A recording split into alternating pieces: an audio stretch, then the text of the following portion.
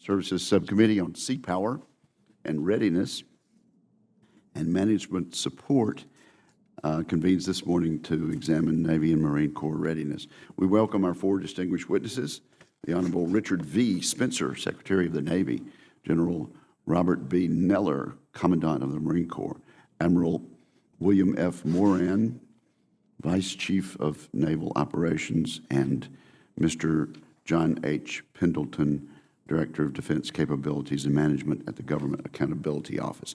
Let me begin by expressing my deepest condolences to the family and friends of the 6 Marines who died after a mid-air collision last Thursday near Japan.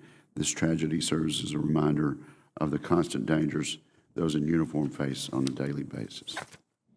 I thank Chairman Sullivan and Ranking Members Hirono and Kane for agreeing to hold this hearing jointly, this rescheduled hearing. We will discuss a range of important issues today that cross subcommittee jurisdictions, such as equipment modernization and funding for spare and repair parts. Although there is plenty to discuss regarding Navy and Marine Corps readiness, I will focus my opening remarks on the readiness of Navy surface ships. This February, the late Senator John McCain and I introduced legislation to help the Navy restore its surface force readiness. The Surface Warfare Enhancement Act of 2018 sought to address some of the root causes of declining readiness, which were outlined in the Secretary of the Navy's Strategic Readiness Review and the CNO's Comprehensive Review. In the aftermath of the tragic USS Fitzgerald and USS John S. McCain collisions, in which 17 sailors lost their lives, our commanders and sailors called for meaningful reform. Navy and Government Accountability Office reviews cited overextended and undermanned ships, overworked crews, a decline in naval mastery, and confusing chains of commands as contributing factors to the Navy's readiness problems. Our legislation, based on the Navy's own recommendations, was specifically designed to address these and other challenges. Although I have confidence in the Navy's leadership, I believe Congress must continue to play an active role in ensuring the right long-term corrective actions are successfully implemented. The John S. McCain National Defense Authorization Act for FY 2019, which President Trump signed into law in August, includes 11 provisions derived from our original legislation. These reforms require the Navy to review its chains of command, ensure that the ships home-ported overseas rotate back home, and keep formal watch-standing records, among several other provisions. We must learn the hard lessons of the past 2 years and get meaningful reforms implemented. I look forward to receiving an update on the progress of implementing these reforms for our surface ships. Clearly, there'll be several other topics which will be highlighted in our witnesses' prepared testimony, but in the interest of time, I will conclude my opening remarks. I think by agreement, we are now to recognize Senator Kane for whatever opening remarks he might have. Senator Kane. Well, thank you, Mr. Chair, and thanks to the witnesses for being here today, to my colleague, Senator Hirono, and all who are here. This is an important hearing. I appreciate the opportunity to meet in the office to talk a little bit about it. It's rare to have a hearing of 2 of the subcommittees jointly, but it is very appropriate to talk in this joint subcommittee hearing about the readiness of both the Marine Corps and the Navy. I will also echo what Senator Wicker said. Our prayers go out to the family members affected in the Marine family by the mid-air collision. One of those killed was a Marine, Kevin Herman, from Fredericksburg, Virginia, thinking about Kevin and his family. I'm going to keep my remarks brief as well because we want to get into the Q&A. First, on readiness recovery, I'm encouraged by Secretary Mattis's expressed goal of an 80% readiness figure. That's a lofty goal. It's a stretch goal, a gasp goal, but it's the kind of goal you need to do good work. While I support the goal, I do have concerns about how we come up with and then allocate the resources that we need to meet it. The GAO found just last month the Navy spent about $1.5 billion since 2008 to support submarines that were not able to be deployed. I'm very interested to hear from witnesses how the Navy can best use both public and private shipyards to ensure readiness goals are met and taxpayer dollars are used wisely, and I know you're prepared to testify about that. Second, infrastructure challenges. I'm encouraged by the Navy's shipyard optimization plan. The plan has an estimated cost of $21 billion over the next 20 years, which would be nearly 3 times what the Navy has historically spent on capital shipyard investment. So if we're going to get to the 355-ship Navy, we need to make those investments, but that will be challenging. And I'm interested to hear from the witness today on how exactly they plan to achieve this amount of investment. And obviously, Congress has a huge role in that, so you'll be giving us a challenge as well as you describe it. An additional concern I have about infrastructure, especially just following the fall that we've been through, is climate change. Hurricane Florence did significant damage to North Carolina, and the costs at Lejeune to the Marine Corps could be significant. This is not an Air Force hearing, but Tyndall in Florida also suffered significantly, and so there will be costs connected with it. The GAO recently found, quote, DOD acknowledges that the potential impacts of weather effects associated with climate change pose operational and budgetary risk to our military installations. We're seeing examples of that. Notably, the FY18 NDAA required DOD to report on vulnerabilities to installations from climate-related events. Could be hurricane, could be flooding, could be drought, depending upon the part of the country, wildfires, including the top 10 most vulnerable installations in each military service. The report's due this month, and I will ask both the Navy and Marine Corps for their top 10 today, either for verbal testimony or testimony for the record. I'm not expecting each of you to pound the table about debating about climate change and the causes of it, but we do need to know, coming up with the NDAA and prepping for it for next year, what we need to build in to deal with those vulnerabilities. And with that, Mr. Chair, thanks for calling this joint hearing, and I appreciate the opportunity to dialogue with our witnesses today. Thank you, Senator Kaine. Before moving to the other two opening statements, you mentioned your constituent. Let me just say that we now have 4 of the 5 Marines. We have the names of 4 of the 5 Marines who have been declared dead after the crash of the 2 warplanes. Family members of the fallen Marines identified their loved ones to Stars and Stripes. In addition to Major Kevin Herman of Fredericksburg, Virginia, who Senator Kaine has already mentioned, Staff Sergeant Maximo Flores of Litchfield Park, Arizona, Corporal Carter Ross from Hendersonville, Tennessee, and Corporal Daniel Baker of Tremont, Illinois, have been identified as deceased by their loved ones. And the fighter pilot involved in the crash who died was identified last week as Captain Jamar Resselard of Miramar, Florida. So we mention all of those names with our thoughts and prayers to their families and our appreciation for their service and sacrifice to our country. Senator Sullivan.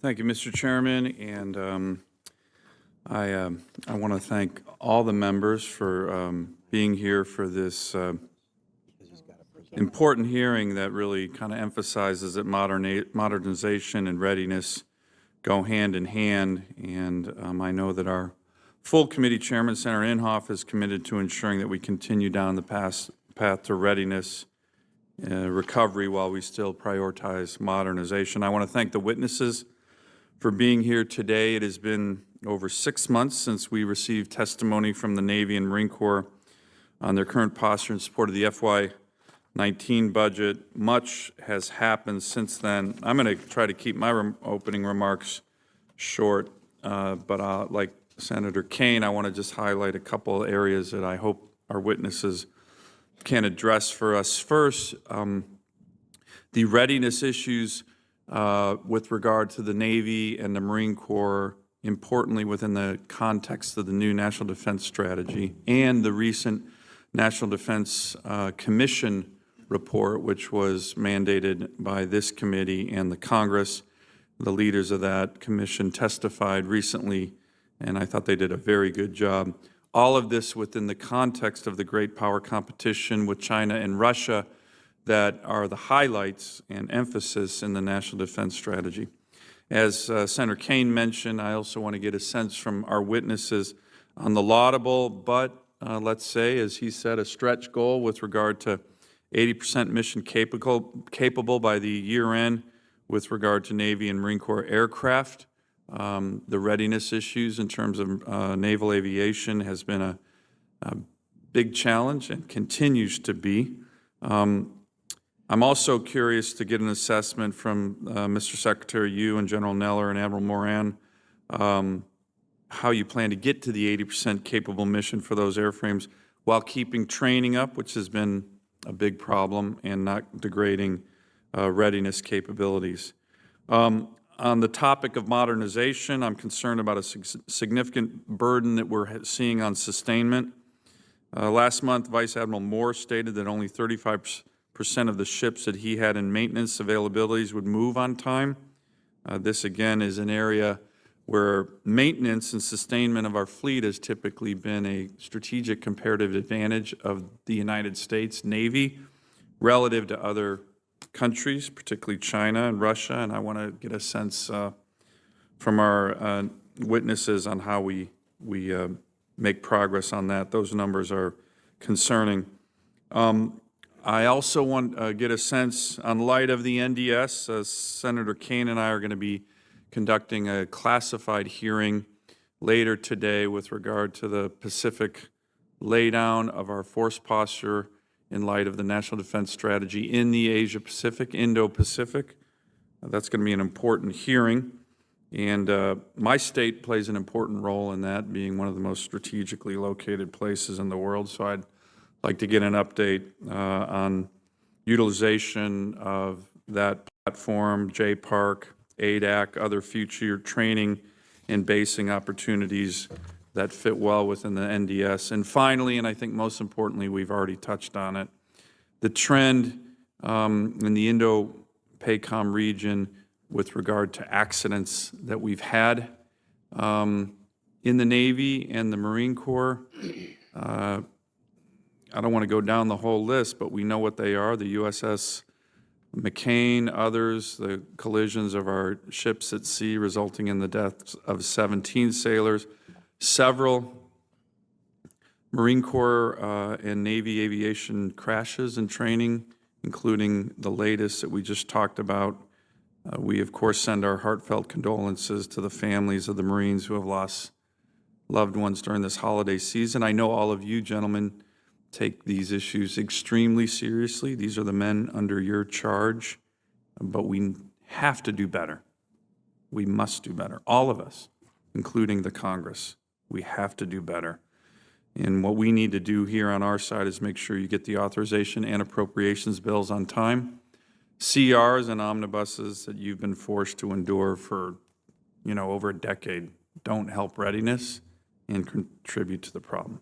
So with that, Mr. Chairman, I look forward to very much hearing from our witnesses. The ranking member of the Seapower Subcommittee, Senator Hirono. Thank you very much. I'll keep my remarks very short, and I do add my own condolences to the families of the Marines lost in the tragedy off the coast of Japan last week, as well as their fellow Marines at Marine Corps Air Station Iwakuni and throughout the Pacific. Gentlemen, it's nice to see, 3 out of the 4 of you. Thank you very much for coming to see me not too long ago. These are the areas that I would like to focus on, and some of them have already been, of course, mentioned. One of the most important areas of concern for me is shipyard modernization, because Pearl Harbor Naval Shipyard is very much a part of our industrial base in Hawaii, as well as, of course, being a major part of our national security. I, too, would like to know how we're going to get to 80% availability for aviation. Something that I have been talking about quite a bit, not necessarily mentioned by others, is how we are addressing the corrosion problem, because that can lead to deaths, as it has when a propeller falls off and due to corrosion and lack of adequate maintenance. And then, of course, as mentioned by Senator Sullivan, preventing collisions at sea. So, thank you very much, Mr. Chairman. Thank you, and I believe Secretary Spencer is first in line to make opening remarks. Sir, we're delighted to have you. Great to be here, Chairman. And I'll open up by saying thank you for keeping your thoughts and prayers in mind for those Marines affected. And I'd go one step further and please say keep your thoughts and prayers in mind for all our Navy Marine Corps team that are out in harm's way. Chairman Wicker, Chairman Sullivan, Ranking Member Hirono, Ranking Member Reed, I beg your pardon, Kane, distinguished members who are all here today. First off, on behalf of the sailors, Marines, civilians, all our teammates serving around the world, we want to thank you for your bipartisan effort to restore funding stability to the Department of the Navy. It is critical, and it is doing its work. I will tell you that the weather vanes are all pointed in the right direction. Urgency is the message that we have now. You are seeing improvement. You'll hear it today, but the rate of improvement must increase, and we believe we do have plans to address that. The foundation for restoring readiness and increasing lethality has been set, but we must build on this, as I said, with a sense of urgency, with a focus on people, capabilities, and process. And while we have much to do, we are well underway, and during this testimony, we will highlight and answer questions for you that will delineate what is being done. The National Defense Strategy identifies 3 lines of effort to counter the increasingly complex security environment that we presently face. The first is to build a more lethal and ready force. The second is to strengthen alliances, and the third is to reform the way that we do business. I'm going to highlight a couple of the major muscle movements that we're making. We're increasing lethality and readiness through targeted investments in weapon platforms and munitions, while enhancing our partnerships with the private sector. As an example, alongside our private sector partners, we are gleaning commercial best practices to increase efficiency and flow in our maintenance facilities, to turn those platforms back to the fleet as quickly as possible. The Navy Marine Corps team is strengthening our network of allies and attracting new partners through joint exercises such as RIMPAC, Trident Juncture, Malabar, and Bold Alligator, all the way increasing opportunities for our personnel and their allied counterparts to study together, serve together, and operate as a single unit. Teaching, learning, and exercising together seals a long-term bond with those that will be part of the fight, if called on. Aligned and training allies and friends are our force multiplier, both in manpower, ideas, and capital assets. And we've made business process reform a top priority. At every level, we must become, and we're moving there, to be a continual learning enterprise, identifying best practices from outside the building, promoting a culture of problem solving, and achieving efficiency at the speed of relevance. Recent examples of this include the newly revised Surface Force Training and Readiness Manual, which places more focus on training and changes the delivery strategy of basic phase training to ensure ships are able to continuously train during the optimized fleet replacement plan cycle. This, coupled with the establishment of the Marine Skills Training Centers in both Norfolk and San Diego, enables surface warfare officers to develop their mariner skills throughout their career. They're increasing the capability of the United States Navy, and this shows what we're investing in our people. The American taxpayers provide us with their treasure, and in return, we must protect them from the risks associated with an ever-changing world. We owe it to them to ensure that every single dollar we invest has a return on lethality. We must do this to fulfill our oath to them. We have more examples of our efforts put forth to increase readiness and lethality. While we have been focused on addressing root cause issues that we face, you should be aware that we are making systemic changes that will take time to meaningfully move the needle. In order to affect our goals, we must, ladies and gentlemen, we must have consistent funding. Any breaking in that consistency will have dire effects on the process and progress that we have made to date. We appreciate the support and the oversight of this committee, and on behalf of the world's finest Marine sailors, we look forward to your questions. Thank you, Mr. Secretary. Mr. Pendleton, I understand you also have an opening statement. Yes, sir. You are recognized. Chairman Wicker, Chairman Sullivan, Ranking Member Hirono, Ranking Member Kane, thank you for inviting me to discuss our body of work on Navy and Marine Corps readiness issues. I'll break my statement into two parts. First, I'll describe ship and submarine readiness, and then I'll move to aviation. Just over a year ago, I had the grim duty to report to you that Navy training was not up to its own standards. Training requirements at that time were being wavered at an alarming rate. The Navy, in a series of internal studies, concluded that this lack of training had contributed to the deadly collisions. When I learned that I'd be testifying at this hearing, I decided to go out to Japan to see for myself how things were going. What I found was encouraging. The Navy has stepped up training to make sure that ship crews are deployed before they train, and they've committed to provide dedicated training time going forward. Things had improved markedly. However, this is keeping the sailors very busy. We talked to 10 groups of sailors on 2 ships out in Japan, and they told us, I sensed that morale was high, but they told us that they're still working very hard, sometimes 100 hours a week or more. I'm concerned that this reveals an underlying problem still facing the Navy, that it simply is not yet putting enough sailors on the ships to cover the workload. We reported on this last year, and the Navy is working to develop ship manning requirements both at sea and in port, and we eagerly await the results of those studies, as I suspect a number of hardworking sailors do as well. Completing maintenance on time has proven to be a wicked problem. Since 2012, the Navy's lost more than 27,000 days of ship and submarine availability due to delays getting in and out of maintenance. 2018 was particularly challenging, with the equivalent of 17 ships and subs not available because they were waiting to get into or out of maintenance.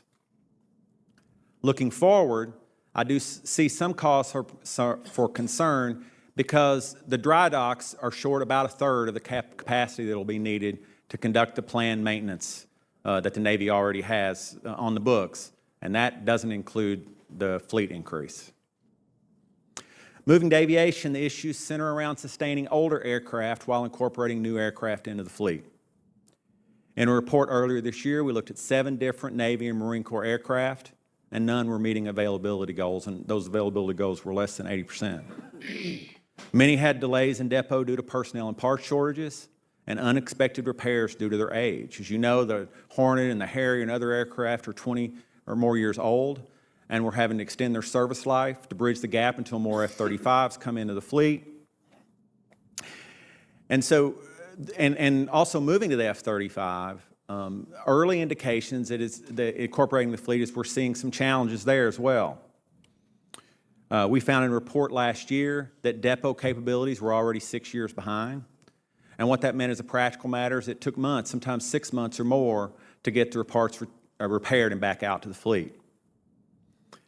I understand the rush to field the F-35, and I know the Navy and the Marine Corps and DOD is working on this, but we feel additional attention has to be paid to sustaining the F-35. As mentioned, the Secretary has established a goal, Secretary of Defense has established a goal to have 80% mission capability of several aircraft, including the F-35, by next year. This will be difficult to achieve in my assessment. And I offer a couple of cautions as we move forward on this, Mr. Chairman. Consistent and clear definitions will be critical. There's been some efforts to define what we mean, both in the numerator and the denominator of that 80%, and I think that's a step in the right direction. This is basically the 80% of what question. Secondly, we need to be sure that everyone understands what mission capable is. It doesn't mean the aircraft can do all the missions that might be assigned to it. It means that's typically called fully mission capable, and that's typically lower because they need to be able to perform all the missions, including the high-end missions. When we looked at the F-35 last year, it had a 15% fully mission capable rate. This has significant implications for a high-end fight because those difficult missions are the ones that are often hard to find time to train for. In closing, Mr. Chairman, as my statement indicates, we have 45 recommendations to the Navy and the Marine Corps and DOD. And I'm happy to report to you that there's progress being made on those recommendations. We see actions being taken We haven't closed that many of them, but we're working closely with the Navy and monitoring progress, and I'm encouraged by what I see. But make no mistake, it will take significant time to rebuild the readiness of the ship, submarine, and aviation fleets, and it will require sustained attention.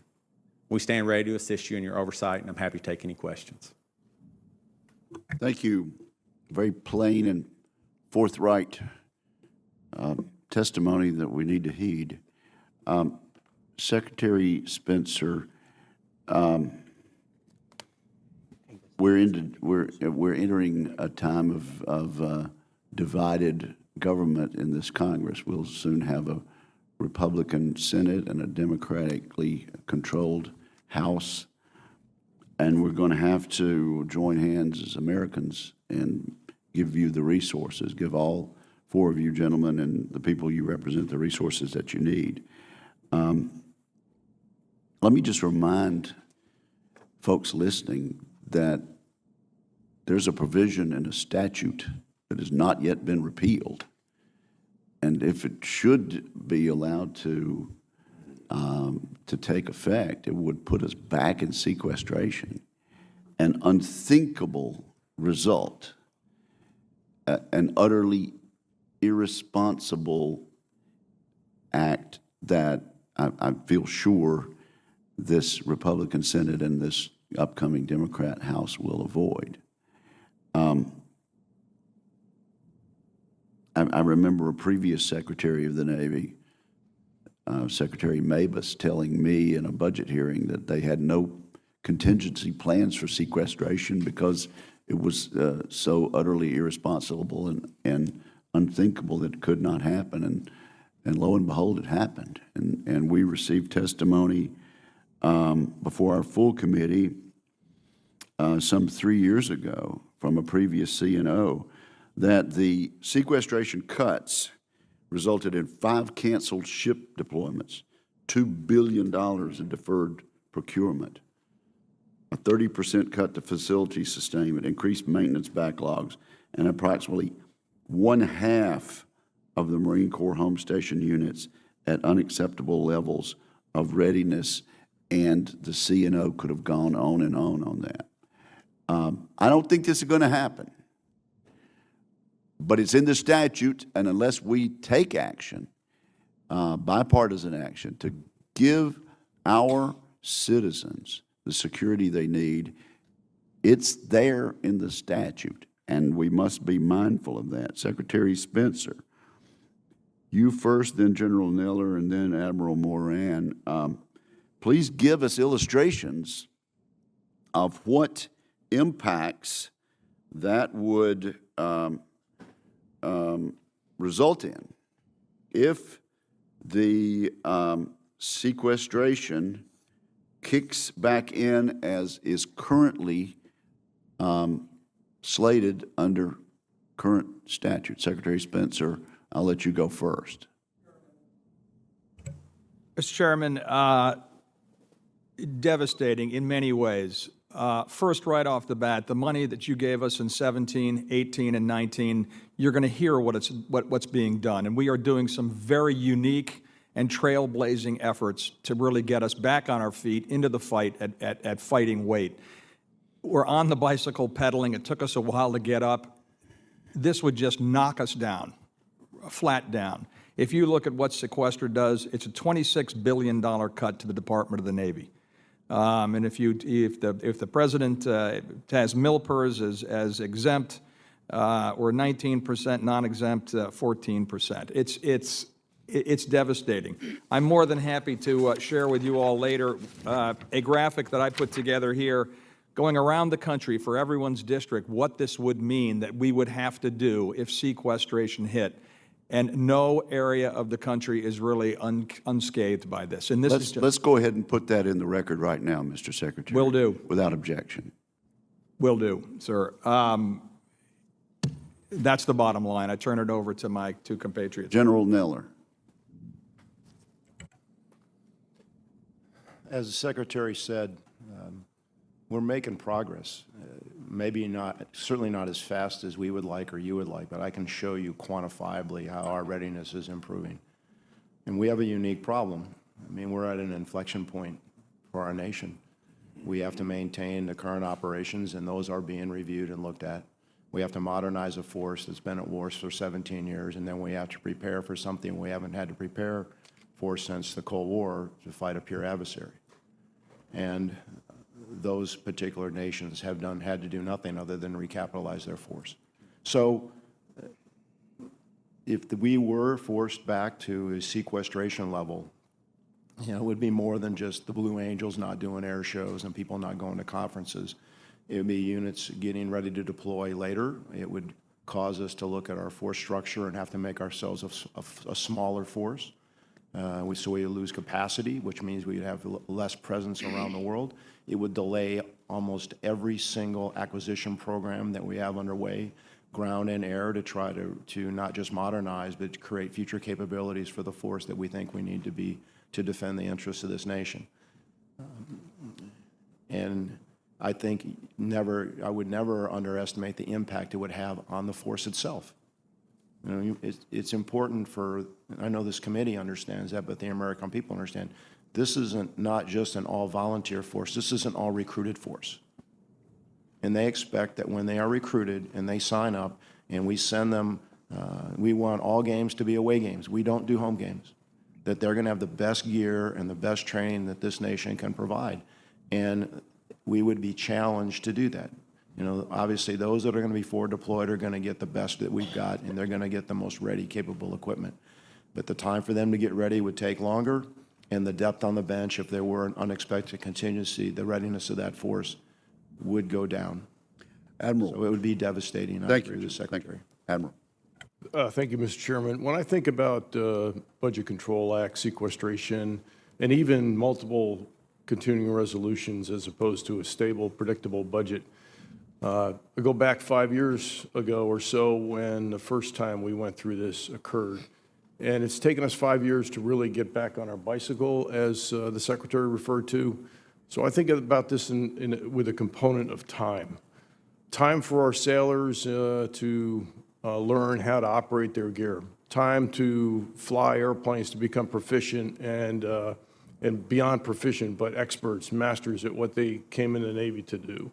I think about time for families. Notification for PCS gets driven down to 1 or 2 months instead of 6 months as it should be. And I also think of time in terms of our ability to recover if we were to go back to those levels again. Even though we would probably start to recover, you're talking 5 years if you just use the recent last 5 years as an example. So the component of time is time you can't get back. So we lose proficiency, we lose expertise, and we have to recover that by skipping generations of people who missed the opportunity during a time when we didn't have the resources available. Thank you, gentlemen. Senator Hirono. Thank you, Mr. Chairman. I mentioned in my opening statement that the concern that I have about our public shipyards, and I know that the Navy has a new plan for modernizing the public shipyards called the Shipyard Infrastructure Optimization Plan. I consider this to be a major improvement after years of neglect of this important infrastructure. And certainly there have been military construction projects and various upgrades over the years, but there's nothing like a comprehensive plan that can be implemented to really move us to the point where we need to be. So the Navy told us earlier this year that the Navy would issue a master plan for modernizing the 4 public shipyards in the fall of 2018. That master plan was intended to guide Navy investments over the next 20 years. So Secretary Spencer, where does the Navy stand on implementing that master plan? Underway, Senator. The key that we're looking at right now when we fund and we're looking to build up the POM is basically 3 buckets, and that's our legacy systems, or what I call our installed base, modernization, and then Force 2.0, which are our future investments, our present investment for future weapons. Think AI, directed energy, et cetera.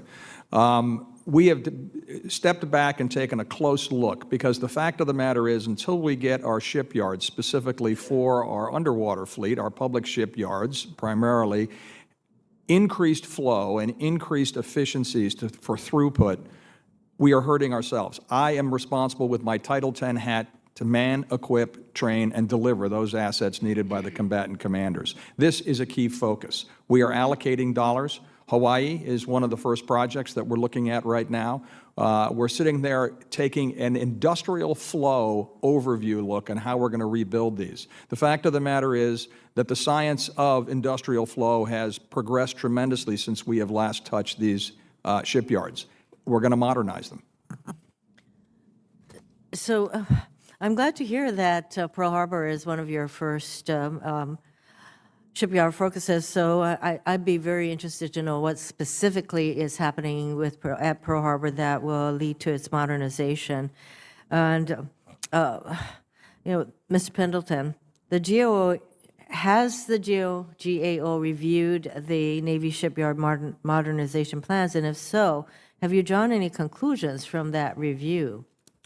Ma'am, we have a review underway looking at how that's going.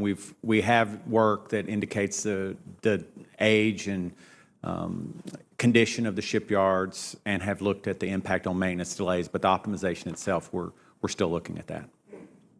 So when you say looking at it, when can we expect a report? Let me check. What's the time? Summer, ma'am. I'm sorry? Summer of next year, so probably May, June, but next we'd be year. happy to brief you Meanwhile, the earlier. modernization plans are proceeding. They are being implemented per our secretary. So thank you very much. Mr. Moran has mentioned that it would be pretty challenging to get to the 80% aircraft availability. So are we being realistic in expecting, Mr. Secretary, an 80% readiness? It is a stretch goal, Senator, but it is a stretch goal that we will take. If I could bring you out to one of our depots out west to show you what we're doing as a program for the F-18 Super Hornet. We've hired a fellow who ran Southwest Airlines maintenance, and in a matter of 8 weeks, and I can turn it over to the vice here because he sits on the steering committee for this program. In 8 weeks, we have increased throughput by 40%. So there is a concern about something called innovative accounting techniques to indicate to us that these 80% goals are being met. Can you assure us that that's not what you're going to provide us with? It's not going to be done by pencil whipping, I'll tell you that. Thank you. I think it would be good for me to go and take you up on that visit.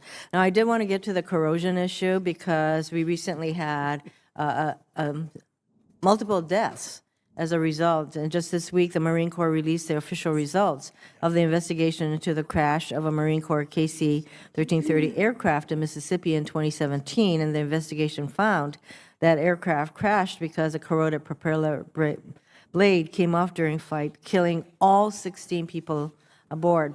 So, Secretary Spencer, can you give us your views on the importance of pursuing corrosion prevention and mitigation programs as you seek to take a good care of the people and equipment under your control? And of course, part of what happened in that tragic incident was that there was inadequate training for the maintenance people. So can you tell us what you're doing to address the corrosion issues? I can, Senator, in two ways. One is how we go about doing our maintenance. The fact that corrosion was the actual fault in that accident, the real problem lied that we were not doing the appropriate preventative maintenance in the right way as outlined in the procedure.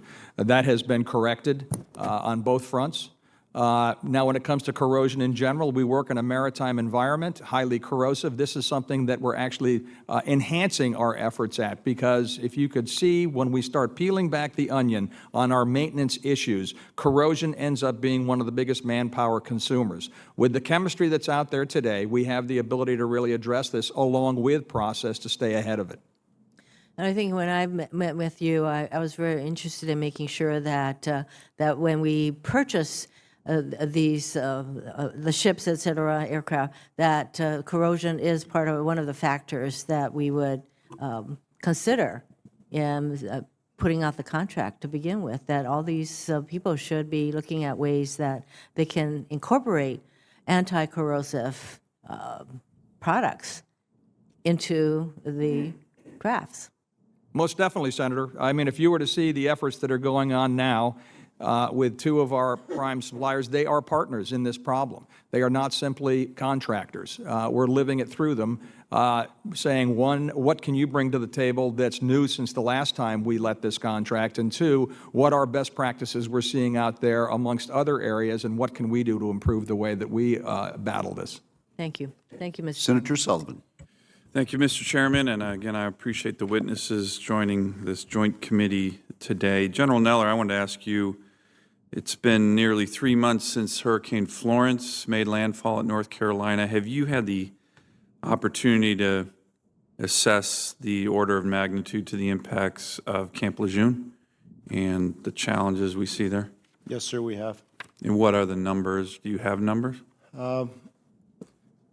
So Camp Lejeune is not as dramatic when you look at it with your own eyes as what happened on the panhandle of Florida. The storm was very slow moving. There was a lot of wind, but it sat on top of the base and it rained for 2 or 3 days. So a lot of the buildings at Camp Lejeune are very old. They suffered roof damage, exterior damage, and then when that happened, the water got inside. And so you end up with mold and other things. And so there was effect on housing, which we're working with the private vendor for them to fix that, and they're making some progress, not as fast as we would like, but they're making progress. On the facilities and structures for us, if you were to repair it, it'd be one number, but if you were to take the buildings that we would consider to be not worth the cost of just repair, but that they need to be rebuilt, the total bill comes to about $3.6 billion. Let me ask another question for you, General. You mentioned some of the bad consequences if we went back into sequestration, and you put forward a list that was pretty significant, I think should get everybody's attention in terms of negative consequences. One thing you did mention, which is obviously an issue that we've raised here, is, to be blunt, the increased probability that some of the really bad things that we've seen could increase in terms of their potential. And I'm talking about deaths in training and deaths in the activities of our military. Is that another risk that if we go into sequestration? That's the ultimate risk, right? I mean, the Navy, I love the Blue Angels, but my biggest concern is that we see more of these deaths, and the American people, none of us should tolerate it. Is that a risk? When you're not able to train as hard and as long and fly as many hours as you require to maintain a substantial training level that makes you qualified based on current standards, yes, Senator, that's a risk. Okay, that's really important to know. Mr. Pendleton, you also mentioned, I think we all recognize we have a readiness problem, readiness challenge. You just mentioned in your opening testimony it's going to take significant time to rebuild readiness. Let me ask just the basic question. What, in your view, you kind of have the outside view, the independent view, what put us in this hole in the first place? And remember, it's not just readiness this is a readiness challenge that's killing our Marines and sailors. What put us in the hole? Is it the fact that from 2010 to 2016, DOD budget was slashed by 25%? A lot of people don't know that. That's a fact. Is that it? I don't think budgets helped, and unpredictability of budgets certainly didn't help. But it was also a demand and supply problem. I mean, the Army, if you go back a few years, they were able to bring more folks home and retrain and get repetitions through the combat training centers. The So Navy, succinctly, what put us in the readiness hole from your perspective? I think for the Navy and Air Force, what I'm getting to is that demand didn't really slow down, and so they had to continue to find ways to meet the demand with a shrinking fleet. And with budgets like they were, they affected sustainment accounts, which then had a ripple that we're trying to work off now. Okay. Let me ask Mr. Secretary, one of the things, and I touched on it briefly in my opening statement, there's been a lot of interest from this committee on what's happening in the Arctic. It's not just me as Alaska Senator, it's actually broad-based. We've had a number of provisions in the NDAA, including the demand from the Department of Defense for a new Arctic strategy. As you know, the Russians are building up their capability massively, you know, huge exercises, new airfields, new ports, 40 icebreakers, building 13 more. Some are nuclear powered, many are weaponized. Secretary Mattis, in his visit to Alaska this summer, and in a statement to this committee, said it's a strategic area we need to pay more attention to. You and I had the opportunity to visit potential areas, ADAC, Port Clarence, Nome, and you recently said in a speech that we need a strategic Arctic port in Alaska. Can you focus on some of the issues that you see as challenges from the national security perspective, national defense strategy, and how the Arctic plays into that? And can I get your commitment, as required in statute, to work with this committee on a revised analysis of a strategic Arctic port? One, you do have my commitment, Senator. Last October, when I was newly minted, one of my first trips outside the country was to the Arctic Convivium in Reykjavik. And that was my educational curve for really what was going on in the Arctic. At that point, our Russian friends were warming up 5 airstrips, 10,000 Spetsnaz troops up there for quote-unquote search and rescue, according to the ambassador from Russia. The Chinese are up there. Everybody's up there. Everybody but us. Well, Senator, we are up there under the sea and in the air. But you can't do a fawn op under the water. I agree to an extent, but I'm getting to my point, which is we are looking at how we can get up there. This is portfolio management. If I had a blank check for everything, it would be terrific to ice-hardened ships, but with the demand that we have right now, it is unaffordable. Do we have an avenue that could possibly work at seasonal times to go up there?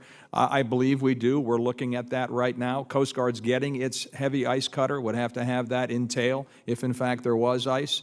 We need to get up there. I can commit to the fact that we're trying to figure out how we do service that. You and I did go look on the coast up there for a potential strategic port. I think the Coast Guard, in concert with the Navy, we should definitely flesh out what could possibly be done. When it comes to using Alaska in the Arctic area for training, the Commandant and I have talked about this. Plans to go look at doing something this summer, possibly on ADAC for training. The Vice and I have talked about possible P-8 debt up to ADAC. There is definite training uses, and there's definite ability to affect the national defense strategy with Arctic activity. Thank you, Mr. Chairman. Thank you very much, Senator Sullivan. Senator Kane. Thank you, Mr. Chair. And Secretary Spencer, I'll start with you. I've chatted with you about this, the requirement in the NDAA from 2015 that is now live about audited financial statements for all functions within the DoD. We view that as a tool not just for congressional oversight, not just for public oversight, but we also view it as a tool for military leadership to manage, to create, I think you described in your testimony, kind of a culture of continuous improvement. If we're going to be reliable on ample budgetary requests and budget certainty going forward, it really helps us if we believe that the DoD is using tools like this to promote improvement, to let go of lesser performing priorities or lower performing programs and invest in other areas. As you described, bringing in somebody from Southwest to deal with, to help you figure out their new strategies on maintenance. That sounds like a good one. How are you using tools like the audited financial statements and others to try to figure out how to better prioritize and squeeze more value out of the dollars we give you?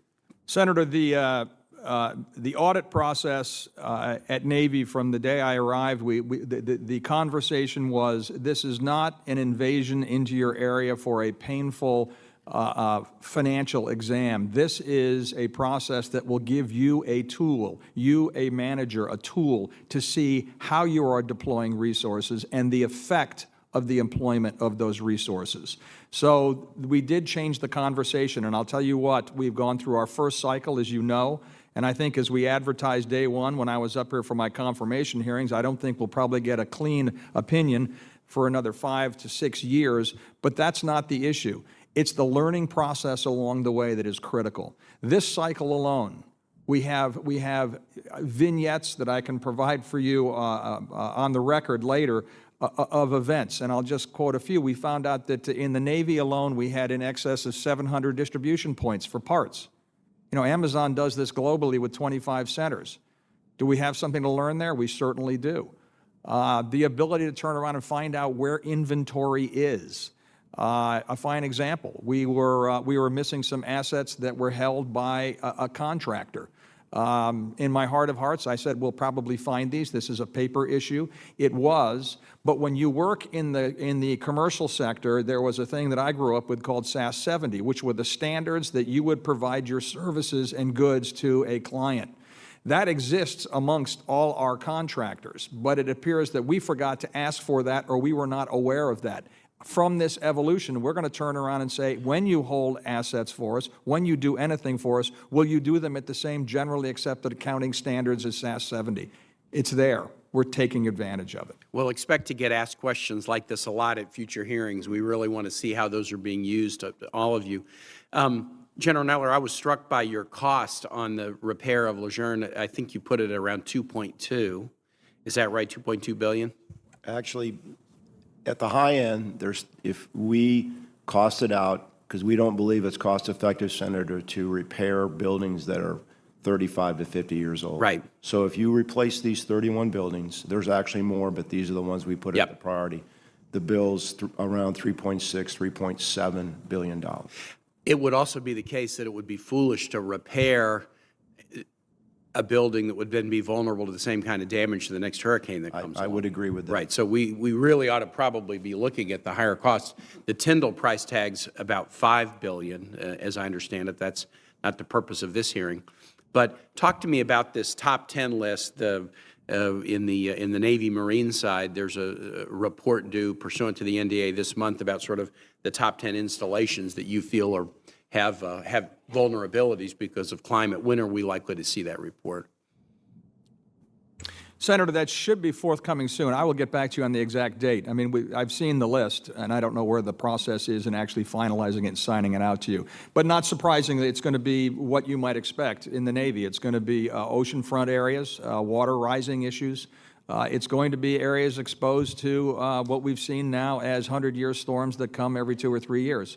We're going to have to start addressing this so we do this correctly and spend the money correctly. We had a very well-attended hearing in Hampton Roads now nearly 2 years ago, very bipartisan congressional delegation talking about sea level rise and the effect on Norfolk and other bases, Langley and others in the area.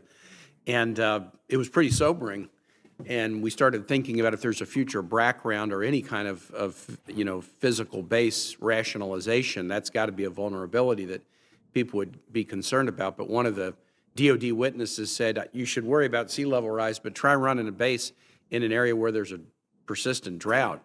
It's not just sea level rise. There's all kinds of weather emergencies and challenges that all of the services are dealing with on the climate side. And we look forward to that report because it'll help us do our job better when we get to NDAA and appropriations. Thank you, Mr. Chair. Thank you, Senator Kane, and we certainly ought to be able to deal with issues like that apart from any BRAC round we might have. Senator Rounds. Thank you, Mr. Chairman. Gentlemen, thank you all for your service to our country. Mr. Pendleton, some of the numbers right now with regard to aircraft and their current mission capable, not fully mission capable numbers are still pretty disturbing. Numbers as I'm reading them, and I'm looking at comparisons between the different types of aircraft and the different branches of government and the numbers. Clearly, there's a difference between the requirements for each one of these aircraft in terms of the missions that they're supposed to be capable of. But I'd like your thoughts on a couple of things. Number one, the Navy's FA-18E and F, the Super Hornets, which are the newest of the Hornets, they have a mission capable rate of 49.1% right now, according to the most recent stats that we've got. Compare that with the Marine Corps, who have a mission capable on their older ones, their legacy Hornets, of 60%. Clearly a higher percentage rate. I'd like your thoughts as to why the Marines have a higher mission capability than what the same depot or different depot. And then if you compare that with with the Air Force, their F-16C aircraft, not their newest F-16s, have a 70% mission-capable rate. Why is it? What's the difference in discrepancy? Is it a matter that the intensity of the operations for the Navy is that much greater? Is it a matter of best practices?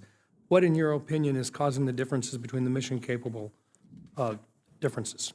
You know, I'm going to have to get back to you with a better answer, but I mean, it has to do with the experience level at the depots, the throughput at the depots, and we just haven't done the comparison you're talking about, so, and I don't feel comfortable opining about it. But we'll look at it because we visited all those places in recent years. Some of the folks to my right might be able to talk to you about that, but I don't feel comfortable making those comparisons. Admiral Moran, would you care to comment on it? Senator, thank you for the question. I think we got to make sure that we're comparing apples and apples. Numerators and denominators matter here. So our current statistics on the Super Hornet are the mission capability rate for Super Hornets in operational squadrons that would have to go to the fight if called to is at 66% and rising. So the numbers that I've got right now with regard to 49% are older numbers? They're much older numbers, and that could be, that 49% is much more reflective of the total active inventory, to include airplanes that are in the depot today, which are not in reporting. So there's a lot of math here. I don't want to confuse it. But we are on this path, this stretch goal to the Secretary's point of 80%. Last year when I testified, we were in the mid-40s. Then let me ask this, and I really don't mean to cut you off in mid, but I think you've answered my first question. What about the F-35s? Right now, the C model, which you're implementing at this point, the 35C indicates, according to the data that we've got, about a 17% mission-capable rate. Is that an accurate number today? No, sir. What I would share with you there is that it's a law of very small numbers. We only have one operational F-35. Well, we don't even have an operational F-35C squadron yet. We have the FRS, which is our training squadron, and so the law of small numbers means that a couple go down in a given day, depending on when you report it, could drive the percentages really low or really high. So I think we need more runtime on the F-35C, whereas the Air Force and the Marine Corps have had more runtime on the F-35s that have a better indication, I think, of what you can expect. Okay.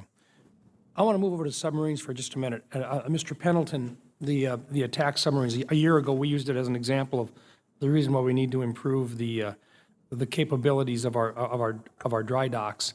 The USS Boise became an example. It had been out at dock, not mission capable, not even able to dive for a period of up to 3 years. I presume that attack submarine is now in dry dock? I believe so. I better check to be sure if it still is. No, it's out. Secretary Spencer? It's not there yet, no. It's not there yet? Yeah. So we're now talking... It's January, sir. January. I knew it was around. So contracted. Been 4 years then out of service for an attack submarine? That is correct. Do we have any other attack submarines that are currently at dock, not able to dive, that are awaiting dry dock services? Yes, sir, we do. We have two more that are not certified to dive today. Both of those go into dry docks after the new year, one in February, and I think the next one in May or June. And this is all part of spreading this across the public and private sector in addressing the submarine shortages. My time is up, but Well, no, why did that happen, Admiral? Why did what happen, sir? The 4-year period, the lengthy time. Well, it's the age-old problem of what we talked about the last 2 years in this hearing, where we had aging SSBNs, which take priority in the public yards to fix because of the national priority on strategic deterrence. The next in the order of priority are our carriers, which, as we've all testified here the last couple of years, have been ridden very hard, high op tempo, extended periods because of discovery work and additional maintenance that we weren't anticipating. And then last, in standing in line to get into those availabilities in the public yards were our SSNs. And so we have begun to put them in private yards to help unload or level load and get submarines that need to be in dry dock sooner. Boise was, we talked about this last year, Senator. that we want no more Boise's. And the numbers are coming down significantly. The standing in line has come down significantly. We still have a ways to go. We're not out of the woods yet, but I think as capacity opens up in the private yards and we do a better job in the public yards of getting our carriers out on time, we'll be there. Mr. Chairman, if I may, just one thought. Please. A year ago, did we have 3 submarines that were waiting to get into dry dock? Or did we have less than that? I'll have to get back to you on the exact. Okay, look, it appears to me that we, even with the resources that we've allocated so far, we're going the wrong direction, it would appear, with regard to the fleet that we've got. And my only point is that if it's a matter of resources, and if you're not here in a public testimony to tell us what the impacts of not having the additional resources necessary to keep these critical pieces in the defense of our country operational, how in the world can we ever go to what we know we need in a 355-ship Navy and support them if we're not going to be able to share with the American public how critical it is to maintain the defense posture that we've currently got? And so what I would expect as a member of the committee is to at least be able to allow you the opportunity to share what happens if we ever do get back into a reduced defense budget, or to a, heaven forbid, another sequestration, and what the impact is to these young men and women that are expecting that they're at least going to get the tools to do their job. And then to find out that we've got 3 attack submarines that have not even been able to get into dry dock seems to me to be something that ought to be shared with the American public, and they ought to understand how serious this problem really is. Couldn't agree with you more, Senator. But as a fine example, so everyone truly does understand the ups and downs of this, the monies that you gave us to optimize the shipyards, that's a 2-year project at the least to get that up and running to the new flow rate. There was a study that was done up at Portsmouth, and you all know maintenance is all about hands touching and turning and fixing things. It's hands-on time. They tracked one of the maintenance people for his hands-on time. He drove a golf cart around the area for 4 miles one day just in an average search of parts. We have to bring the parts down to the ship. This is what I'm talking about, the science of industrial flow that needs to be put into these old shipyards. We're doing it. The monies that you have given us will get after that. It's 2 years to effect that. But to kill it now with any sort of sequestration would be a crime. Thank you. Senator, if I could, if I go back to the earlier comment about what the element of time does to this problem. We just got back the shipyard workers in the public yards to the level we wanted after sequestration 5 years ago. This is a unique, highly skilled workforce in our nuclear yards. And if they don't feel like they're supported, if we're not giving them adequate resources to do their job and have the manning levels where they need to be, they walk. They can go other places because they're highly skilled, and then it takes a long time to recover that. So to your point, if we go backwards on this, it's going to take us 3, 4, 5 years to recover just the workforce and skill sets we need to do nuclear maintenance. Thank you. Thank you, Mr. Chairman. I don't think we're going to go back to sequestration, but we're going to have to take affirmative votes not to. I think Senator Round's question, though, is even with the adequate budgets that we've provided the last 2 years, and going forward, if we're able to do the same thing, as now it seems that the administration is all in favor of generous funding for the military.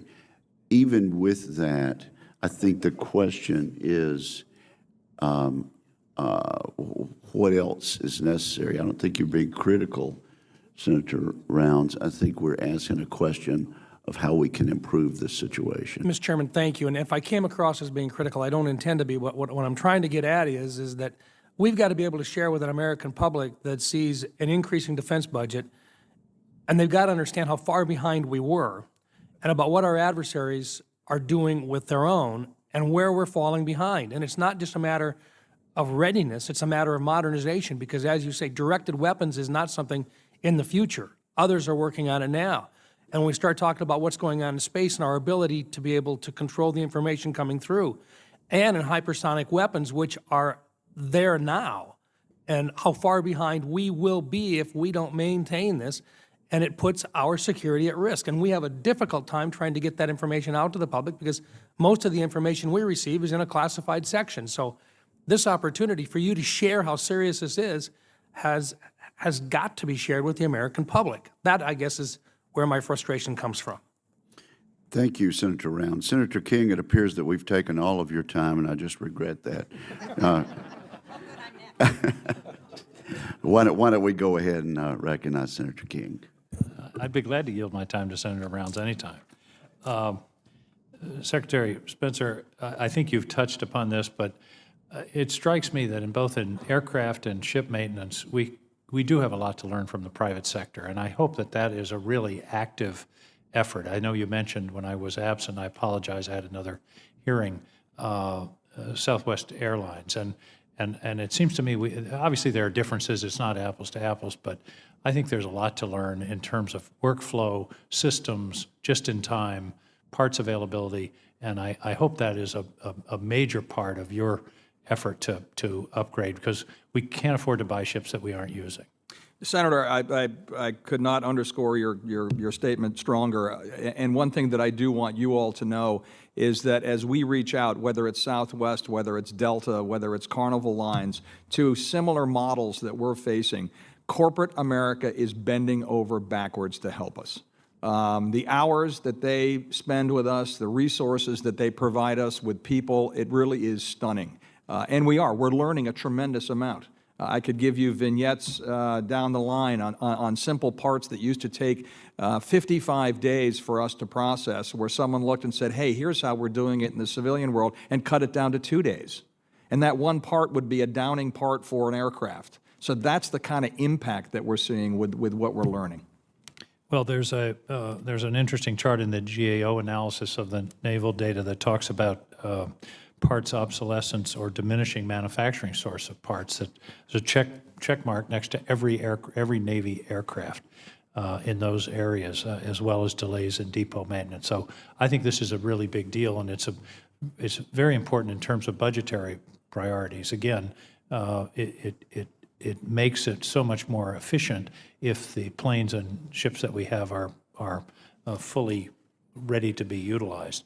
One of the concerns I have, and you mentioned Portsmouth, is personnel and workforce. At Portsmouth now, a tremendous yard doing great work. 30% of their workforce has been there less than 5 years. That's a change in recent years. I hope the Navy's thinking about workforce development, because that's not going to happen on its own.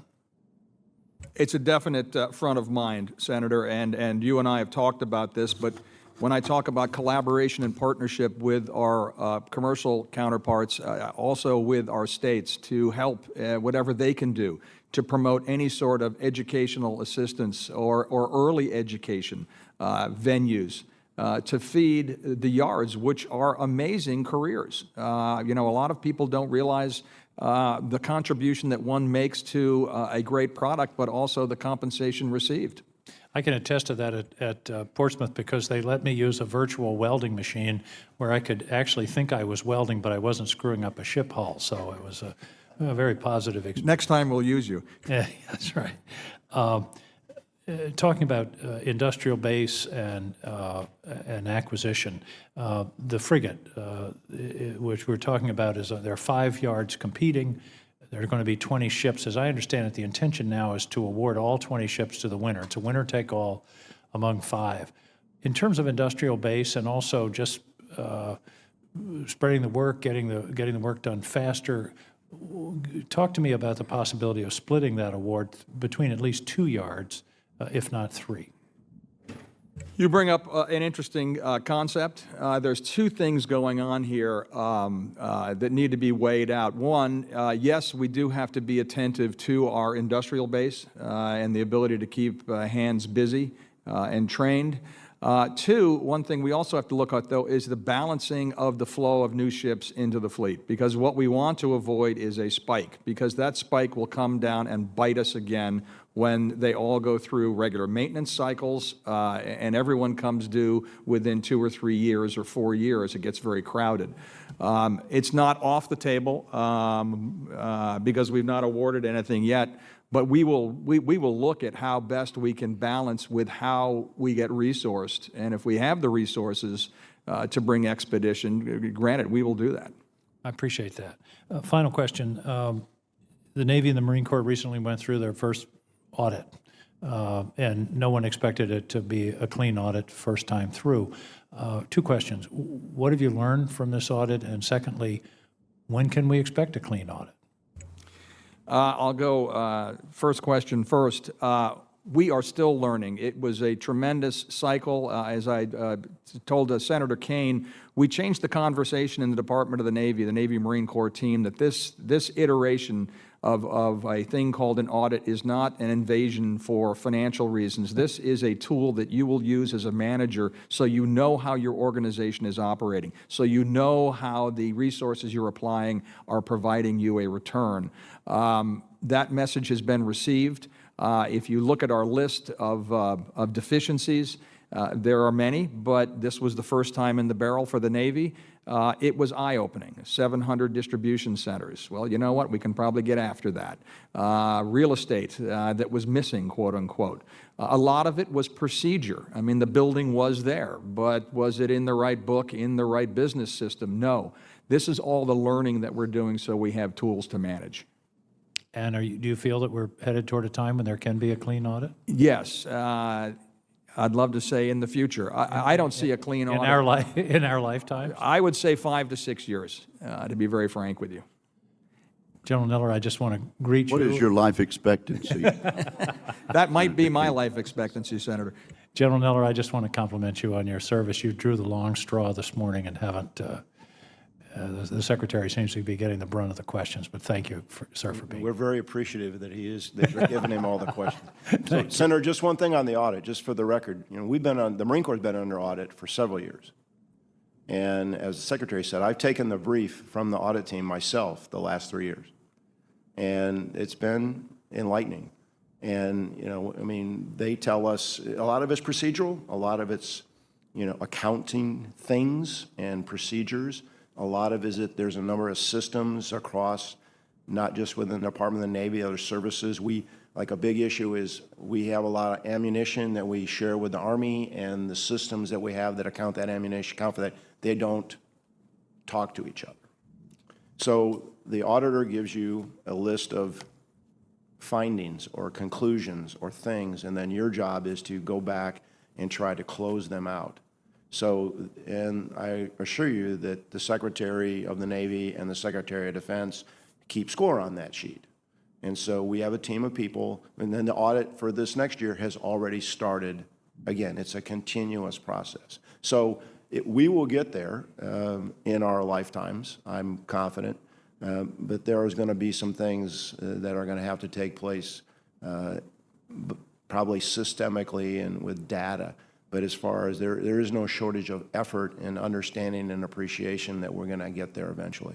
Thank you. Thank you, Mr. Chairman. Senator Ernst is next, and Senator Shaheen, regardless of who else walks into the room, you will be recognized after Senator Ernst. Senator Ernst. Thank you, Mr. Chair. Secretary Spencer, we're going to continue on with your questioning. So thank you for being available today. And it was a great game on Saturday. So thank you. Kind of. Yeah, sorry. No, I'm not. As the chairman of the Emerging Threats and Capabilities Subcommittee, I do especially enjoy working with our special operations community and really want to make sure that our SOF have the support and capabilities necessary to perform their many no-fail missions. One issue that I've learned about is the importance of assuring that SOF have necessary access to float-ahead staging bases.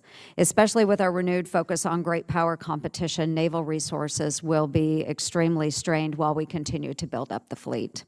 The demands in the Pacific and in Europe especially will mean that the Navy and SOCOM will be required to find intuitive ways to supply capabilities to our SOF warriors. How do you believe that we can ensure that SOF warfighters have adequate, dedicated, persistent support in order to fulfill their missions? Senator, leave it to the SOF world, and I use them as a poster child. They have already done some, as you know, innovative ways to find platforms to work on a maritime basis. That being said, you address a topic, though, that is a gap that we know we have and that we are working on, and we will come to you with some requests here going forward, and that is our pre-positioned forward ships and our reserve ships. You know, you've read the reports, the shape that they're in.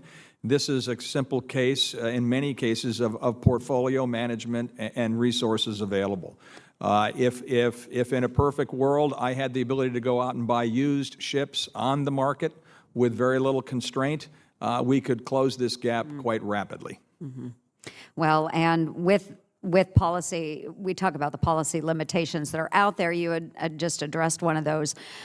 With those limitations on the use of leased vehicles, how do you balance sea basing support for SOF between our counterterrorism and our VEO missions and potential state-on-state conflict where we cannot use those leased vehicles? Yes. My easiest answer is if I could get some more restraint lifted, I would have the ability to manage that risk gapping. Is that an area that we can address within this committee? I believe it is. Okay, thank you for that. And are there platforms within the current industrial base that you do believe would be optimal for our SOF mission? Yes, there are. And in an open format, can you discuss any of those? We have the ability right now with some of the things that we're looking at within the Navy that would be applicable to missions. But more importantly, we do have an industrial base out there that has the ability to produce specifically what might be needed for that mission set. Okay, thank you. And recently, just a slightly different topic, one that's very important though. Recently, I did have the honor of speaking at the commissioning of the USS Sioux City over at Annapolis. I appreciated that, and among many other aspects, I was impressed by the crew of the ship and their ability to explain to me the importance of that naval platform. And I believe, and as I was a commander, of course, in the Iowa Army National Guard, I believe that it's our sailors, it's our people that make up the backbone of our services. And as in the Navy, they will be manning those stations and making critical life or death decisions in times of conflict. And that absolutely is something that we can't have built in a shipyard. So General Neller, it's the same with you. What I would like for you gentlemen to do, just in the very brief remaining time that I have left, is to address about the challenges that we have in recruiting and retention, both within the Navy, and Admiral Moran, if you could address that, in the Navy and in the Marine Corps. How do we do better? Well, Senator, first on your previous question, there are a lot of things going on with the use of SOF or the SOF operating off of naval platforms throughout the world. In fact, we train it. We do it as a matter of course. It happens all the time. It just is something you don't read or see in the newspapers or the media, and I can talk to you offline, and there are actually things we do to accommodate each other. So I think the Navy, the Naval Force, and SOF, they do a lot of things. On recruiting, we made our numbers. We made our quality spread. We work really hard. We invest a lot in our recruiters. We have command screen board for officers that lead our recruiting stations. And so if you are a Marine major and you are at the top of the heap, your reward is you get to command a recruiting station. And then if you're successful, then you will probably be acknowledged later on in the promotion process for command of another organization from your MOS.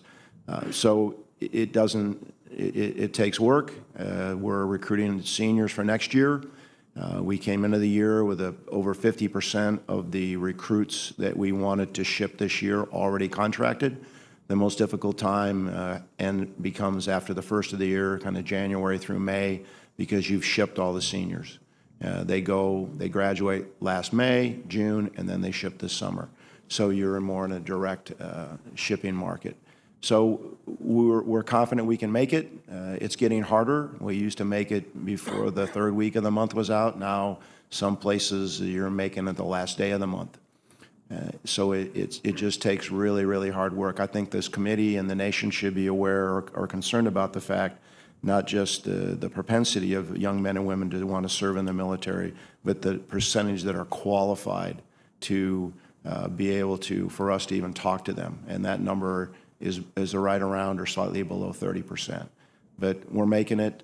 On the officer side, we've got more people that want to be a Marine officer than we have spots. Admiral. Senator, thank you. I just build off of what General Neller just commented on. The Navy's in a very similar place. We were able to make mission this year in a much more demanding market. And our goals were at 40,000 plus, and typical year for us is about 33,000. So we made goal by May. So our recruiters are doing a great job. We've shifted our approach in how we do recruiting to go where the market is, which is more in the social media lane than it is on the more traditional advertising campaigns we've done in the past. Our recruiting force is doing a fabulous job. We are starting to see some stressors, though, similar to what the Commandant just talked about in terms of when we're meeting those goals at the end of the month as opposed to second, third week in the month. So the stressors are clear. Anytime you have a unemployment rate below 4.1%, historically, trouble looms on the horizon for both recruiting and retention. It's at about 3.8%, I think, now. So we are all expecting this market to get more difficult than easier. That said, we had the best retention year in Zone A, B, and C this past year that we've had in a decade. So there are some good things going on. Hard to put our fingers on exactly what is generating those kinds of results in an economy that is really challenging us and competing for that talent. But you know, hopefully we can continue to do this because our recruiting goal for this year is also high. Thanks for the question. Thank you, gentlemen. Thank you, Senator, Mr. if I could add something on there, which while this is not Secretary. not a huge item, but it's worth bringing up for conversation. There's an excess of 1,100 schools and school districts that deny access to the uniformed members to recruit on their campuses. They're all throughout the country, preponderance up in the Northeast and Northwest, but whatever help anyone could do in helping us get the message out would be greatly appreciated. Thank you, Secretary. You're absolutely welcome in Iowa. Are you speaking of colleges and universities? High schools. High schools for recruiting. Thank you for pointing that out, Well, Secretary. thank you, Senator Ernst, for that line of questioning. And let me just thank the General and the Admiral for good answers and for a really good work product in challenging times. I'm impressed, and I think the country's impressed. Senator Shaheen. Thank you, Mr. Chairman, and thank you all for being here. Senator Hirono, I believe that Secretary Spencer may have misspoke when he said that Pearl Harbor was the #1 priority. Senator King and I understood that it was Portsmouth that was the #1 priority. Could you clarify for us? One of our first priorities. I think he was talking about his priority for a field hearing. Thank you. I just want to make sure everybody was awake this morning. Mr. Pendleton, you talked about the delays in maintenance. Secretary Spencer, you talked about the plan to address depot maintenance. We all recognize the challenges with getting the McCain back into operation. Are there lessons that we've learned from what's happened, aside from the challenges around depot maintenance and a plan? Are there other lessons that we've learned about how to better get the fleet back out when there are damages? I mean, I think about the Portsmouth shipyard, where during World War II, they produced 70 ships. They launched 4 subs in one day. So there are other things that are going on other than just the facilities that address how quickly we're responding to the challenge. So can you talk about some of those lessons that have been learned? Around the damage, we didn't really look at the McCain maintenance. I think one of the things going forward that's going to be very important is not to let deferred maintenance mount up. What's happening is as they bring the ships and subs in and they begin to look at the tanks and other things, they find damage or corrosion or other things that requires additional work. So I think getting caught up on the deferred maintenance is one of the key lessons learned. Will be one of the keys to success going forward. Okay. Anything else, Mr. Yep, Senator. One of the things you ask, it's a far-reaching question that deserves a moment here, because one of the things that we're trying to do, and I'll back up to the F-18 scenario that we're working on right now. We are calling that the naval sustainment system that we're building, because it doesn't just apply to aviation. It applies to surface, underwater, weapons platforms. Maintenance is all about flow, getting parts, people all in line in time for procedures. One of the things that we want to start doing is we have the data to start doing predictive analytics. So before a ship even comes in, we know where there is great probability that there's going to be work done, have it pre-staged, have the work orders ready. It's going to take some time, but you asked for the lessons learned. This is exactly it. Allowing those teams that are actually working on the ships alone to start thinking, how can I do this better? How as a team can we actually make our movements shorter, quicker, more effective? So it's a collective action of a bunch of activities that we're doing, that a lot of them we're picking up from the commercial world outside the wire, but a lot are coming from organic ideas coming from within the own organization. Great. Back at the end of November, we had the National Defense Strategy Commission come and appear before the committee, and they identified 6 trends in national security that we needed to be aware of. One of those was conflict in the gray zone. One was cyber as well. But one of the things that the commission recommended was that DoD develop, and I'm quoting here, analytic tools that measure readiness across the range of challenges, from low-intensity gray zone conflicts to protracted high-intensity fights with major power rivals. It seems to me that we have been able to better measure some of the ways to address the high-intensity fights with major power rivals, because we can look at how many ships we have and how many people we have ready. But when we're talking about gray zone conflicts and the potential for that kind of conflict, how do we measure how ready we are, and what are we doing to address that? You know, we had a briefing yesterday, which I won't go into because it was classified, but it presented the problem, but it didn't really talk about how we're addressing the problem. And it seems to me that it's not clear to me how we're addressing that problem. The Commandant has some more granular information, but to frame the context of this, from my point of view, wearing the Title 10 hat, is this is exactly one more portfolio that we actually have to manage. When everyone talks about us competing with China, and we continually hear that they're investing this amount of money and they're building this amount of ships, one, they don't have the installed base that we have. Two, they do not have the mission requirements set for global security. So these are what I won't say struggle with, this is what we perform to. It's to get an appreciation for it's one more of the portfolios. But Commandant.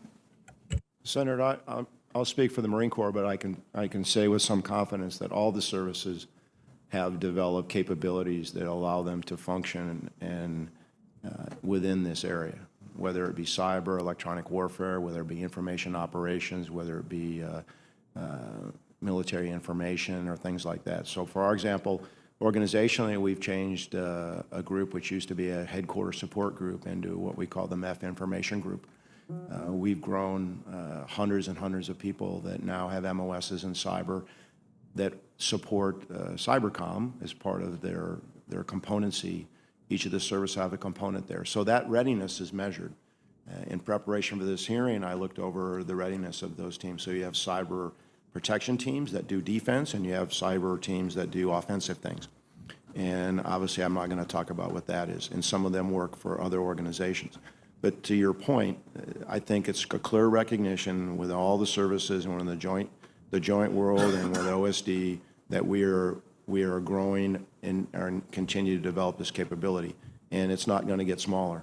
So we're going to need this capability because this is the fight that goes on every day. This is the fight that's taking place as we sit here in this hearing. And this is the fight that's probably going to be the precursor to a fight which could potentially, God forbid, lead us to a kinetic fight further on down the road. If you asked me what my biggest readiness concern is, or my operational concern is the ability for us to have resilient, reliable command and control to move our forces around the world and protect the network that allows us to do that. And at the same time, I want to be able to take that away from whoever might be our adversary. So whoever can protect theirs and keep it up or bring it back faster, and who can ever deny the adversary their ability to do command and control or pass information or share information or do analytics, you have a decided advantage, and that's where I think we're all headed. I really appreciate that. And Mr. Chairman, it would certainly be helpful to me, I don't know how others feel, to have a better understanding of more about what's being done in that area. Can I ask just one more question to follow up on Senator King's question about audit? Absolutely. There have been some reports about fraud within the department around the audit. Has there been any evidence of fraud that occurred or that was shown to be the case as the result of the audit? As far as Department of Navy goes, Senator, I've not heard the word fraud used during the audit. Unaware in that regard. That would have come front and center. Okay, good. Thank you. Thank you, Mr. Chairman. Thank you, Senator Shaheen. Senator Blumenthal. Thank you. Thank you very much, Mr. Chairman. Commandant, this hearing marks the last official appearance here and work by my military fellow, Alex Monte, who happens to be a Marine Corps officer, and he has done extraordinary work over the last year. I was tempted to ask you to issue an order that he continue in my office, but that work has been such a hardship, I am sure, given his boss, that I think he deserves relief from this duty, sir. But I just wanted to say on the record how grateful and pleased I have been with his performance. I would say he is the best of our military fellows, except a few others have been Marines. So I don't want to single him out, but he certainly is one of the best, and we will miss him. And I am grateful to you personally for permitting your Marines to serve us in that capacity. And I won't ask you for a response to that. I do have a question about submarine maintenance. And I know you've been asked about submarines by Senators Hirono and Kane, and a question on the maintenance issue by Senator Rounds. And it's not the most glamorous of the topics that we discussed today, but in my view, it is one of the most essential because our submarine fleet, our undersea warfare capability is, in my view, one of the linchpins of our national defense.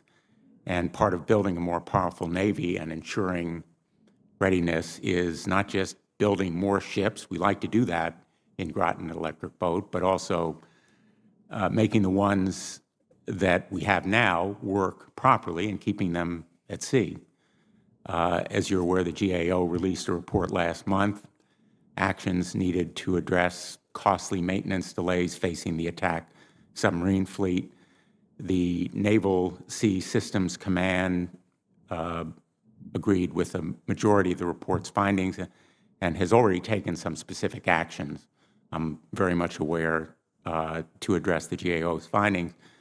Specifically, the Navy contracted 4 submarine availabilities to the private yards, 1 to Electric Boat, 3 to Newport News, and plans to contract an additional 2 attack submarines in the spring of 2019. and I'm also aware the Navy is working with private shipyards to provide a longer-term plan for maintenance.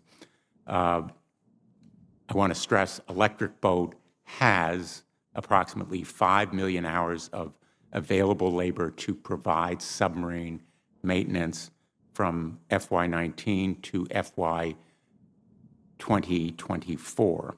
I wrote the Navy a letter last week asking for a detailed submarine workload allocation plan to consider awarding submarine maintenance contracts to Electric Boat.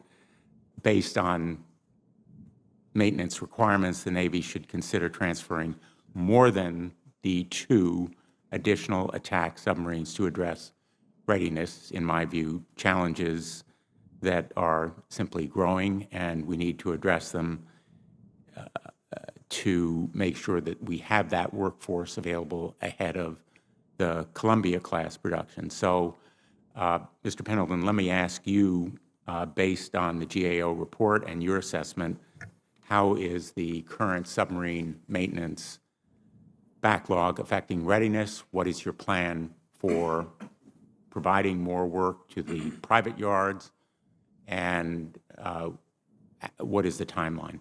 So we did the study, and we updated some of the numbers, and the maintenance delays have been trending upward since we even finished the study last month. So that's headed in the wrong direction. We're hoping that that's reaching as bad as it's going to get. What we recommended was the Navy take a look to see if there were opportunities in the private yards, and they're doing that. So we'll be following up with them to see how that goes over time, and following submarine readiness in general, sir. Would you recommend that additional work be sent to the private yards? That's really not my place. I mean, what we wanted the Navy to do was to look to see if you can make a business case for it. Because the public yards, it's, as Admiral Moran mentioned, it's a lower priority, and there were backups, and we understood that there was potentially capability there available, and we wanted the Navy to take a look at the cost and the benefits of doing that, and that's what we understand that they're doing. If I may ask another question, Mr. Chairman, thank you. Admiral Moran and Secretary Spencer, I wonder if you would respond as well, please. Senator, we are obviously exercising the public yard option. I've learned in my life that managing expectations is probably the best way to go. I will tell you, and it will be self-admitted by the shipyard builders, that there is not a 100% correlation between building skills and maintenance skills. They don't overlap 100%. We're learning that right now. They're farther up the curve than starting from zero for sure, but repair is a different exercise than build. So we're on a learning curve, and all we're hoping for, not that hope is a strategy, is that as partners working together, we can get a price point that is agreeable. Well, hope is not a strategy. You're absolutely right. And repair is not the same as building a new boat, but the skills are very, very transferable and comparable. And I want to urge that, with all due respect, perhaps you could respond to my letter. I look forward to hearing in more detail, either in person or by letter, about what the plans are, because I think it is very important that we address these maintenance needs, and it goes beyond Electric Boat. It's the capability of our private yards to do this work, to maintain the defense industrial base, to give our workers the continued challenges and work that they need and deserve. Totally agree. And when I talk about the learning curve, we have Virginia payload and we have Columbia, and I cannot afford, I have to balance that also. When we talk about using those man hours, we will do whatever we can. We need everyone to lean towards the stone to make sure we can get the right value and efficiency proposition. But you will hear from us. We have a 5-year plan for submarines that's been finished. I think we're going to sign it out to you on the 28th of December. But more than happy, your letter will be addressed. It's on my desk right now to be addressed. But we're loud and clear. We hear you. We need to fix the maintenance flow for these vessels. Thank you, Mr. Secretary. Senator Blumenthal, I think you're going to get a response to your letter. Now take a second round. Secretary Spencer, I'm going to direct these questions to you.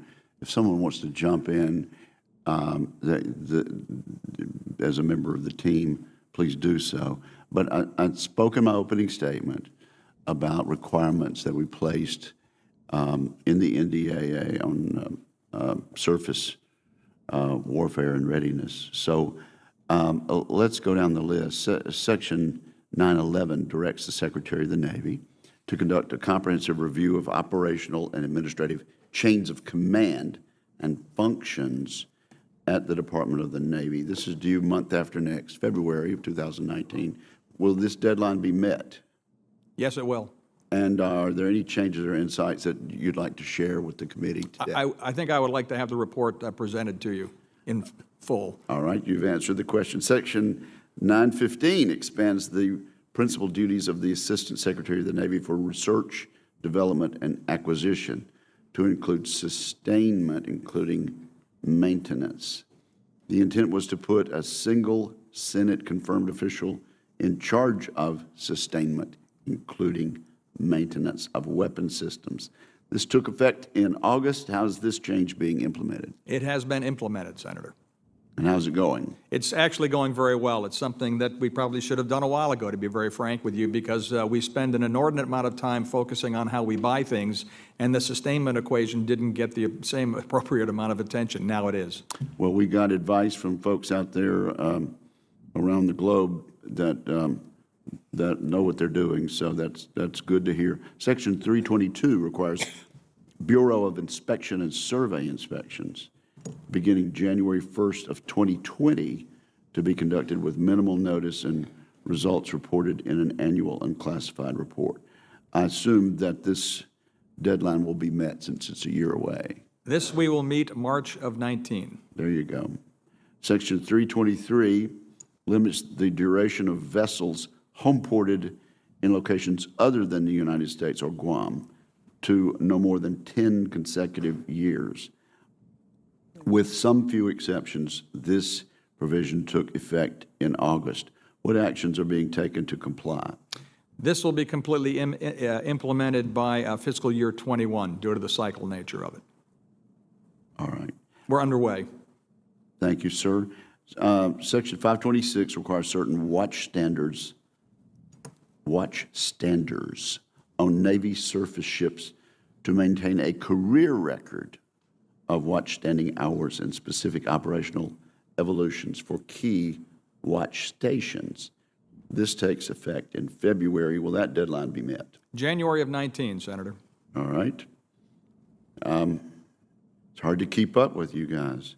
Section 524 requires a comprehensive assessment of the Navy Standard Work Week and update of Navy policies and procedures to identify the manpower necessary to execute in-port workload. This is due in February. Will the deadline be met, and are there any early insights that can be shared today? The deadline will be met. I have not read the final report yet, so I'd like to wait until it's fully vetted. We look forward to those insights. Secretary Spencer and Admiral Moran may want to chime in here. Section 527 requires a review of the adequacy of individual training for certain watch stations. This is due in February. Will that deadline be met, and are there early insights? That deadline will be met, and we will share with you what we learn. No insights right now, sir. Okay. Section 525 requires congressional notification if manning levels drop below certain percentages for ships. This took effect in August. We have not received any notifications being submitted pursuant to this section. So is the Navy compliant there? The first report is in staffing now. Okay. And what's it going to show? Give us a sneak preview. Admiral? It's going to show that we have a relatively small percent of those ships that are outside their maintenance and intermediate basic phase of the OFRP. that are below those thresholds, very marginally below, but it's a small percentage. So I think you'll be pleased with the report that is on its way to the Secretary. All right, only two more. Section 334 requires a review of options to increase civilian watchstanding qualifications for surface warfare personnel. This is due in March. Will that deadline be met? That deadline will be met. And Section 335 requires a review of Navy surface ship inspections and visits to identify unnecessary requirements. This is due in August. Will that deadline be met? That will be met in January of 19. The initial reviews are complete. And actually, I think, Mr. Pendleton, I hope you are expecting two questions in this regard. Are you prepared to talk about Section 514? Is that the one about surface warfare officers? It requires a Government Accountability Office study of surface warfare career paths. This is due in March. Yes, we have it underway. We'll see in March. Okay. And can you give us observations or comments on the updates provided by the Secretary, as well as your understanding of the implement of GAO's related recommendations? I'm not sure I quite understand what you're looking for there. We haven't done a lot of work on the surface warfare officer mandate yet. We're getting started. And in the back of my prepared statement, we detail the 45 related recommendations we've made over the last 3 years and the status of them. And so we keep track of that very closely. One thing I would like to mention, Mr. Chairman, is the question came up earlier about gray zone conflict and domain readiness, and I feel like I should remind everyone. With regard to Senator Shaheen's. Yes, Senator Shaheen's question. We were required in last year's NDAA to look at readiness through a domain lens: air, ground, sea, space, and cyber. We've also done that work. So in the spring, we hope to have some assessment of how the department is doing in assessing readiness across all those domains as well. Thank you very much. And I'll tell you what we're going to do, Mr. Pendleton. I'm going to look over your prepared statement and see if I need to follow up on any questions for the record. Does anyone else wish to ask questions, Senator Hirono? Very briefly, Mr. Secretary, you have been impressively prepared to respond to the chairman's questions. Thank you very much. With regard to our shipyards, could you provide to this committee a list of what specifically is being done at the 4 public shipyards to implement the shipyard infrastructure modern optimization plan? I will follow up with you on that, yes. Thank you. One more thing. I had mentioned in my opening remarks that I was interested in preventing collisions at sea, the sort of disasters that occurred. And one of the changes that the Navy had discussed was ensuring that ship or squadron commanders can highlight their concerns when higher headquarters may try to deploy ships that are not trained and ready. So my question to either you, Mr. Secretary, or Admiral Moran, in particular, can you point to any example of a ship not deploying after being assigned to deploy when training or readiness were not up to standards per the ship or squadron commander's concerns? Senator, we have, and I can send you a written follow-up with the list of those examples. They come both ways, both from senior officers in the chain of command who observe a ship not being ready to either go to an exercise, deploy, get underway, and where ships themselves have come forward through their chain of command saying they need additional time to train and be certified for that. I think that was an important change, and I hope that Mr. Moran agrees with that, because we can't continue to have all these waivers for the readiness of these ships before they deployed. I went out to Japan, as I mentioned in my opening statement, and what we saw was a much different looking certification chart. For the ships that were underway, less than 3% of the certifications were expired, and they were managing those very, very closely. The Navy's done this by pouring resources into what's called the afloat training group. Yes. And that means that folks are going out and working with the ship crews to make sure that they're trained and certified before they deploy. So that has been a significant change, at least in Japan. Thank you very much. I commend the Navy for doing those kinds of changes. Thank you, Mr. Chairman. Senator Kennedy. Thank you, Secretary Spencer. One of the things I think we're all aware of is that the backlog of installation and infrastructure maintenance is a sizable one, and it's probably going to be unrealistic to think that the Marines and the Navy can milk on their way out of this, so we'll have to tackle it. But one particular I was interested in is this. Within the Navy, there has been for a number of years a Resilient Energy Program Office, REPO, and REPO's goal, I guess mission, has been to leverage third-party investment to improve installation readiness. My understanding is third parties will make investments on naval bases to either improve the resiliency of the energy infrastructure or, on occasions, investments to do conservation and efficiency, investments, and then the third-party shares if there's a reduction in energy costs of third-party shares, and that these are common arrangements. I did some when I was mayor of Richmond 20 years ago. My understanding is that REPO projects have slowed to almost a halt. And I wonder, is that the case? Why is it the case? And do you commit to, finding paths forward to make these kinds of investments that can save the Navy money that could be used to address some of the other installation issues? Most definitely, Senator, I'll follow up with you because the whole battle cry from my office is if we can leverage private-public relationships in any way, whether it be real estate development, whether it be energy resiliency, we are to explore them. Excellent. Well, I'll submit that as a written question for the record and look forward to your response. Thank you, Mr. Chair. Any other questions? I want to thank our witnesses for their testimony today. It occurs to me that we are extraordinarily well represented by the members of the panel today, and I want to thank you. The record will remain open for 1 week for other questions members may have. If there's nothing else, this hearing is adjourned.